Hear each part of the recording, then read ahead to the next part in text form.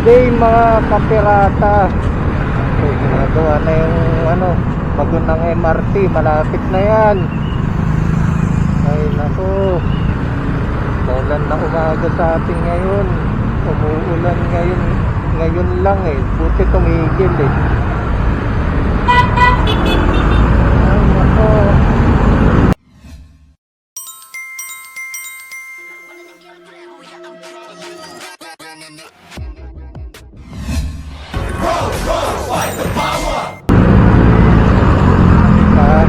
kahit talaga, kahit Sabado ngayon medyo nagkakameron ng unti-unting traffic dito sa Commonwealth. Pero hindi yun yung dahilan kung bakit tayo nag-vlog. Nag-vlog tayo ngayon kasi may nabalitaan tayo na aksidente kahapon. Hindi siya road rage eh, ayun yung sinabi. Pero kasi yung involved na FX driver, inararo niya yung mga tawag dito, yung mga motorista.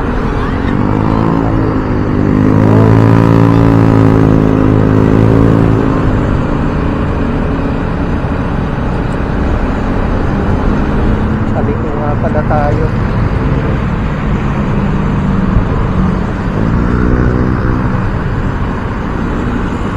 Bibigo tayo dito sa U-turn. Muntikan na tayong lumagpas. Nakalimutan ko, hindi nga pala tayo papasok ngayon, Sabado.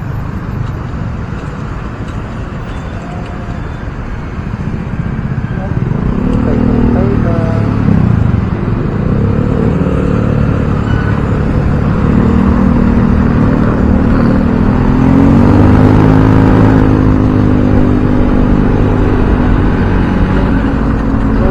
May nangyari daw na aksidente kahapon. Tapos involved is isang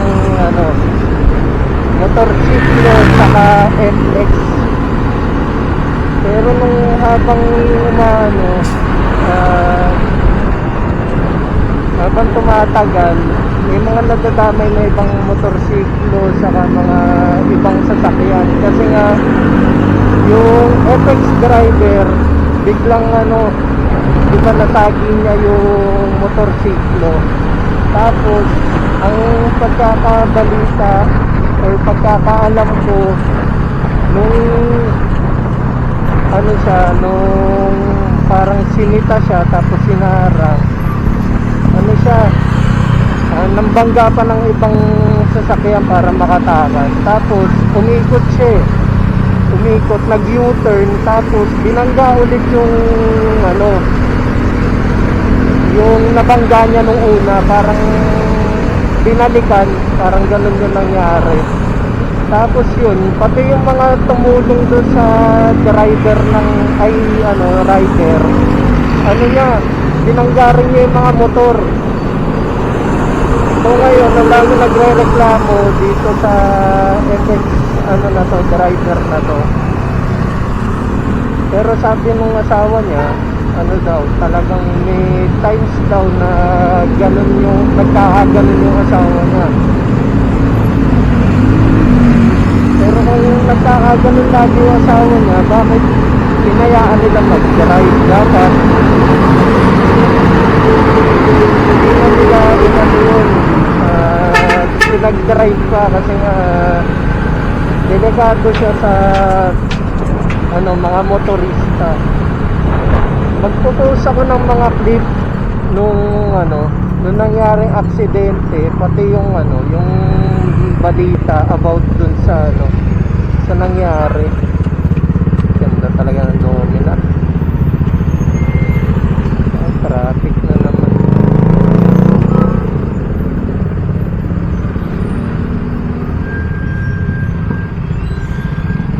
Dito nagka-traffic talaga. Kasi itong mga truck, papasok to ng Sullivan eh. Kaya talagang magta-traffic dito. Ayan o, traffic o, grabe guys.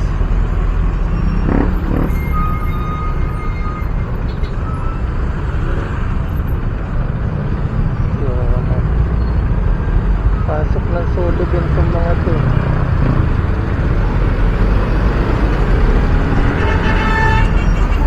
Ayan. Diba? Tapos magpapatupad pa ng NCAP. Ito nga hindi nila masolusyonan eh. Hindi talaga.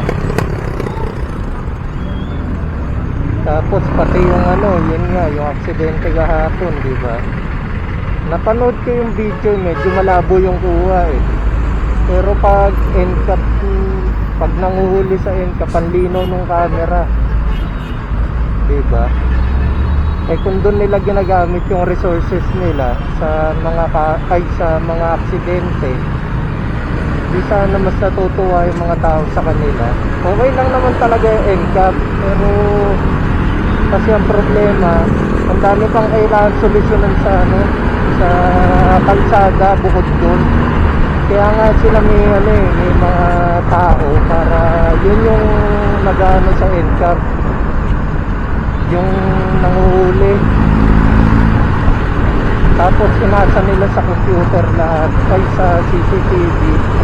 Tapos monitoring sa ano, sa satellite office nila, which is syempre possible magkamali kung AI nga yung gagamitin. Tapos kung wala ka naman mismo sa lugar, syempre mahirap din manghuli. Kaya yun lang, siguro ayusin muna nila yung traffic dito bago sila magpa-engkap-engkap ng ganyan. Yung panghuli, ano na lang nila sa tao.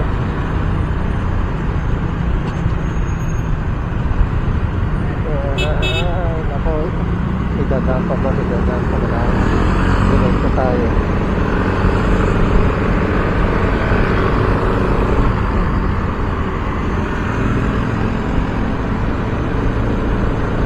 Dahan-dahan lang tayo. Hindi naman tayo nagmamadali. Buti dito maaraw.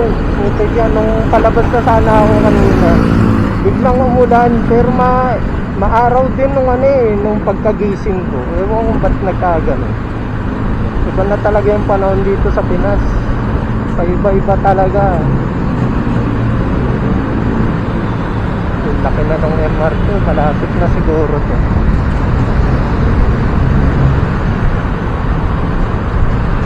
Gusto kong kumain pero mamaya na lang.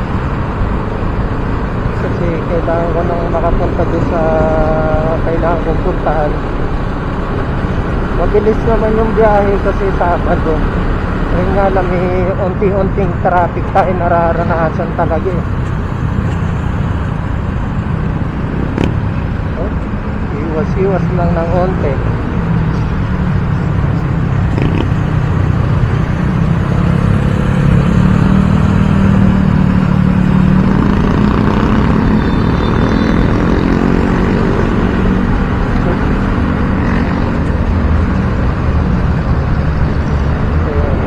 Yung traffic sa ano kabilang side pag Sabado, medyo traffic din, pero dito sa side namin pa-traffic pa lang. Ayun, kung nakikita nyo, pa-traffic pa lang talaga.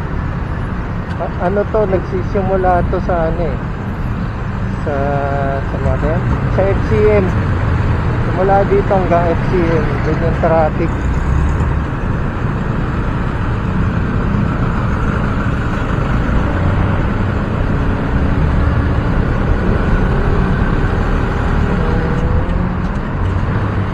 Siguro dito sa part na to, i-post yung video, hindi mo na magsasalita para mapanood nyo na maayos kaysa i-post natin yung video para at least makita nyo rin yung ano, lagay ng traffic dito sa Commonwealth ay sa ano, sa FCM pag Sabado. So pasok na natin yung video.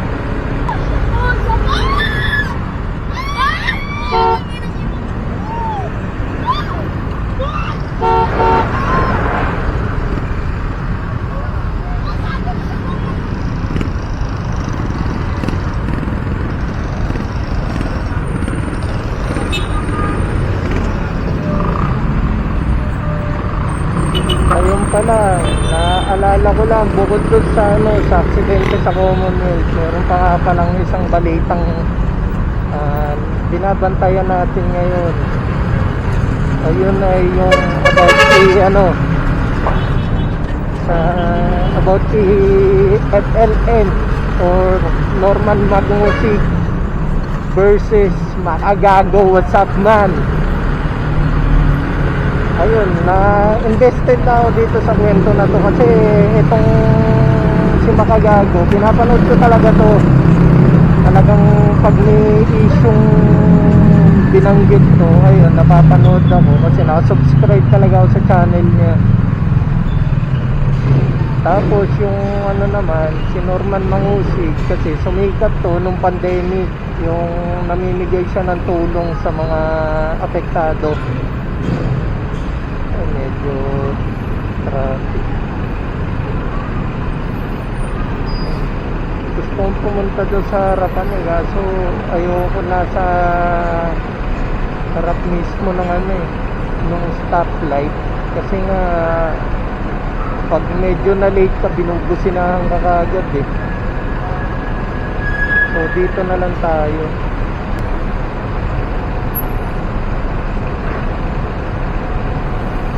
Hindi ka kasi dyan, Brad. Nakasya.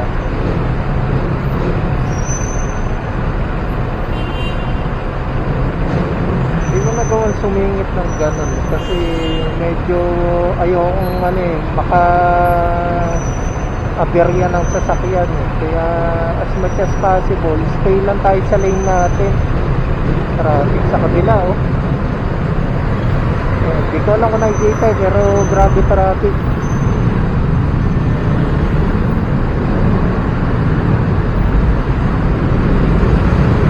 Malapit na tayo, medyo alalay na lang.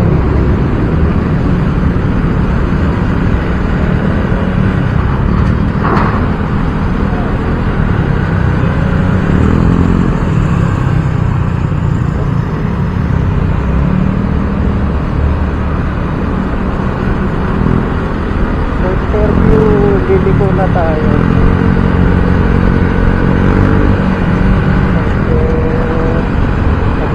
Madali na tayo kahit chill ride lang kasi maluwag naman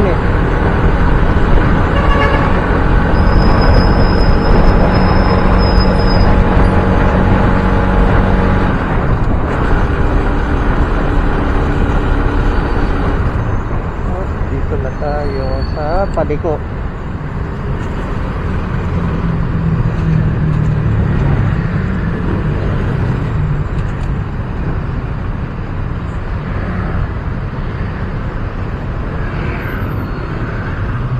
Dati hindi naka-strap yung helmet. Alam ko may violation ka pag hindi naka-strap yung helmet mo tapos nahuli ka na enforcer. Kaya laging make sure na naka-strap yung helmet nyo.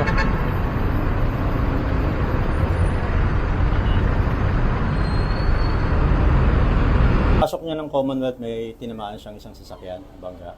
Pero hindi niya hinintuan. So dumire-diretso siya. Tapos meron nagmagandang loob na isang truck na nakakita sa pangyayari. Trinay na igilid siya. Hinarangan siya para hindi na makadiretso yung ating UV Express. Pero ang ginawa po, instead na huminto, pag hinto ng truck, umatras pa siya. Pag atras niya, may tinamaan na naman siyang isang sedan. Tapos nag-overtake at dumire-diretso. Pag diretso po niya, bandang tapat po ng Commission on Human Rights, meron pong mga nakapark doon na sasakyan ng motorcycle. May tinamaan siyang isang motorcycle at may na-injure na isang driver. So dumire-diretso pa po siya. Then bandang Loyola, meron na naman siyang tinamaan na dalawang motorcycle. At hindi pa rin niya hinintuan yun, dumire-diretso pa rin siya. Nag-U-turn siya doon sa next U-turn slot at bumalik po papuntang UP Techno Hub. Pagdating ng UP Techno Hub, nag-U-turn siya ulit and binalikan niya at meron na naman siyang sinagasaan sa tapat ng CHR. Yung time na yun po, meron na siyang nasagasaan prior So maraming tao na tumutulong doon sa na-injure. And nangyari, yun nga yun sa mga videos na nakita natin, naararo niya yung mga nakapark doon sa gilid ng mga motorcycles. And after po nun, dumire-diretso pa rin siya ulit hanggang sa nag-U-turn siya sa may Sandigan. Pag U-turn niya sa Sandigan, meron na naman siyang tinamaan na isang motorcycle. Yun po yung na-declare na po na dead ng hospital. Yun yung seriously injured kanina. Then, papunta na po siya, kumanan na papuntang Tandansora. So, pag nakita po natin, based dun sa mga kwento at saka sa investigation, 3 beses po siya nagpaikot-ikot sa Commonwealth. Kaya ganun na lang karami yung kanyang tinamaan. Total po of 13 motorcycles at isang sedan. At yung injured po ay 3 yung injured at isa po yung ating deceased or namatay.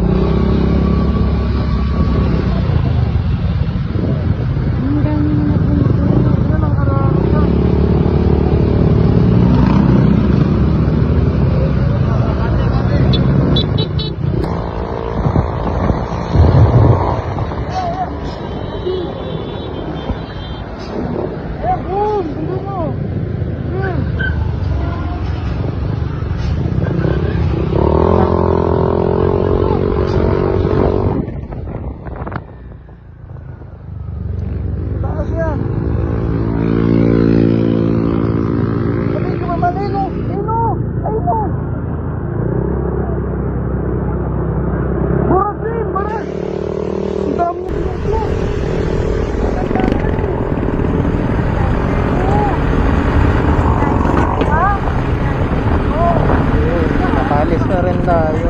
Bala ko dyan kanina sa shortcut ako dadaan eh. Kaso, ayun nga. Gusto kong ma-vlog yung ano eh. Yung aksidente. Hindi naman ma-vlog. Gusto kong ano. Medyo humaba yung vlog para at least nabigay ko yung comment ko doon sa nangyari kahapon. Kahit wala naman ako na comment, nakwento ko lang. Pero yun nga, ang akin lang doon, kung ano nga siya, kung ganun nga yung driver at laging may sumpong na ganun, dapat inano na nila, ano tawag dito, hindi na nila pinag-drive. May nagpapatugtog pa sa likod ko, baka maka-copyright tayo nito.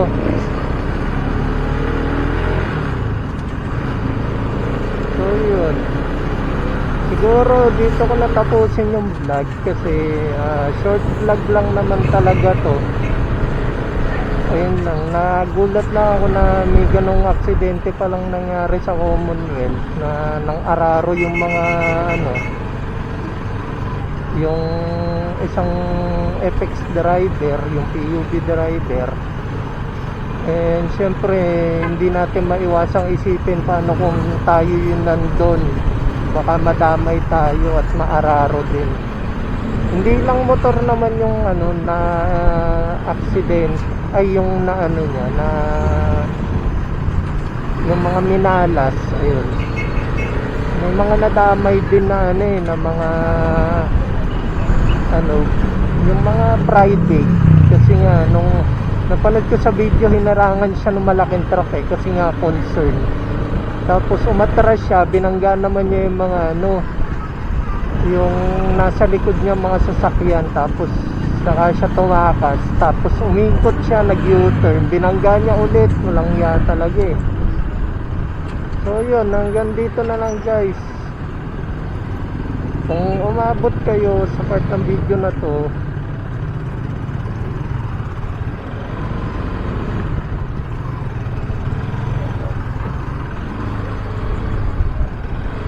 ayun, kung umabot kayo sa part ng video na to, pwede naman ang ano, like and subscribe. Follow nyo na rin yung mga social media account natin, yung Taxi Pirata TV, yung official, at yung ano, yung isa ko pang page na Taxi Pirata Vlog. Hanggang dito na lang guys. Mabush na.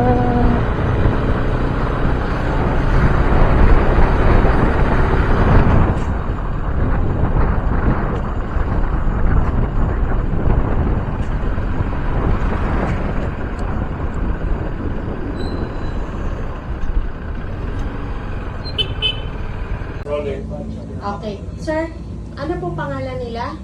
Ruel de la Serna po. Flores. Luel. Ruel, R-U-E-L po. De la Serna Flores. Opo, Sir Ruel, ano po nangyari doon sa meron daw po kayong mga naararong mga motorsiklo? Hindi ko na po matandaan man yun. Kasi yung wala po doon, ma'am. Yung isang motorsiklo po, nagkaroon po kami ng inip. Ano po, sa kalsada po. Pakapit mo kaya tatay nga. Irian? Opo. Tapos biglang nagkaroon po kami dalawa. Tapos nagtalanta na po ako kasi sumusugod din iba, tumutulong sila eh. Na po ako, nawala na sa ano po, dahil sila din ang galit ko po sa kanila. Hindi ko na po alam yung nagawa ko. May nakagikita kayo. Sino doon? Hindi ko na po Marami. matandaan eh. Oh. Yun lang po naalala ko. May nakagikita kayo tapos parang, ano yun? Yun lang po natandaan ko, ma'am. Parang nagdilim, sabihin ba nating ano Oo, ba? kasi Nagdilim ba paningin? Gano'n na po yung pintuan ko eh. Ginanon. Gano'n na po ko eh. Tapos yung side, Nakamotor ho. tapos yung side mirror ko, tinulak niya. Mm-hmm. Eh, yung alam po, eh, siyempre, banting na po yung tayo ko. Tapos, sa galit ko po, yun yung nagawa ko sa kanya. Sabi po ng mga driver, 2 beses daw kayo Hindi ko bumalik. na po, ma'am, hindi ko ma'am alam, natatranta lang ma'am, sa dami lang umahabol sa akin, ma'am eh. Yun lang pong nalaman ko. Totoo po ba yung binangga nyo na and then bumalik pa kayo, binangga nyo ulit? Hindi ko na po ma'am matandaan. Hindi nyo matandaan? Oho. Pero hindi ho nakainom, sir. Hindi po. Oo. Drug, sir. Hindi po. Oo. So, parang maggalit lang kayo. Ganun ba ho yun? Oo. Pero maituturo nyo kanino kayo galit. Hindi ko naman maano, sa dami po nila eh. Sabi, Sir, sabi nila parang 20 plus daw yung nasaktan. Oo. Anong masasabi nyo doon? Anong gusto nyo sabihin doon sa mga nasaktan? Or nadamay po dito? Ano po kung masasabi ma'am, kasi nasaktan po sila eh. Gusto ko po ganti na sa akin. May mensahe po kayo? Wala lang po ma'am. Ang masasabi ko lang po eh, pasensya na po sa lahat ng gawa kong kasalanan sa kanila. Ano po? Mapapanagutan niyo po kaya? Paano po kaya ang gastos noon sa ospital?